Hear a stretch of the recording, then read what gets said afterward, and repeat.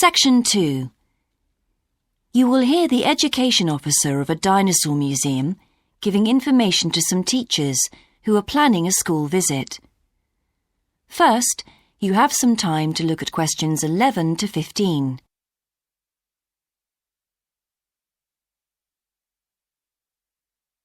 Now listen carefully and answer questions 11 to 15. Hello, and thank you for asking me to your teachers' meeting to talk about the Dinosaur Museum and to tell you a bit about what you can do with your students there. Well, let me give you some of the basic information first. In regard to opening hours, we're open every day of the week from 9 a.m. to 8 p.m. except on Mondays, when we close at 1:30 p.m. And in fact, the only day in the year when we're closed is on the 25th of December. You can book a guided tour for your school group any time that we're open. If you bring a school group to the museum, when you arrive, we ask you to remain with your group in the car park. One or more of the tour guides will welcome you there and brief you about what the tour will be about. We do this there because our entrance is quite small and we really haven't got much room for briefing groups in the exhibition area.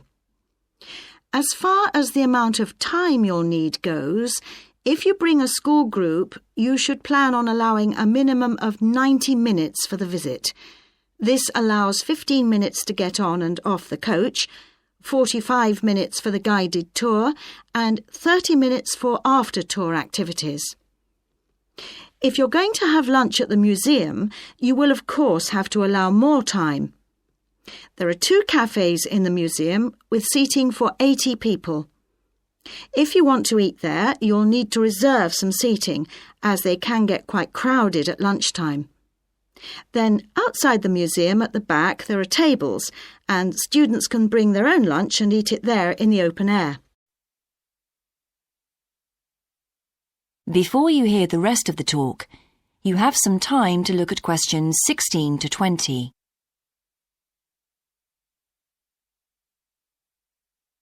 Now listen and answer questions 16 to 20.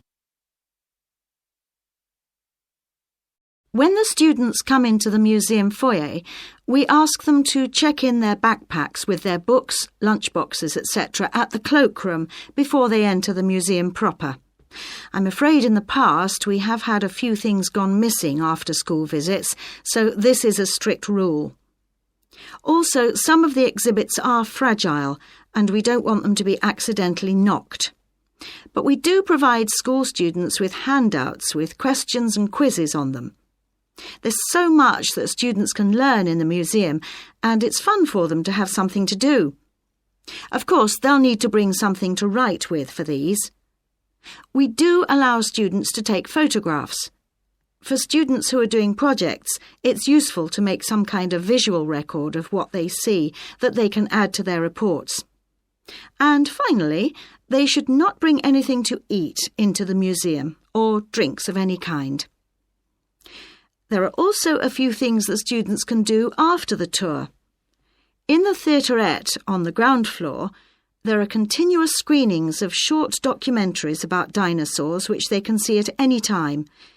We used to have an activity room with more interactive things like making models of dinosaurs and drawing and painting pictures, even hunting for dinosaur eggs. But unfortunately, the room was damaged in a bad storm recently when water came in the roof, so that's closed at the moment. But we do have an IT centre where students have access to CD-ROMs with a range of dinosaur games. These games are a lot of fun, but they also teach the students about the lives of dinosaurs, how they found food, protected their habitat, survived threats, that kind of thing. And I think that's all I have to tell you. Please feel free to ask any questions if you would like to know anything else about. That is the end of Section 2.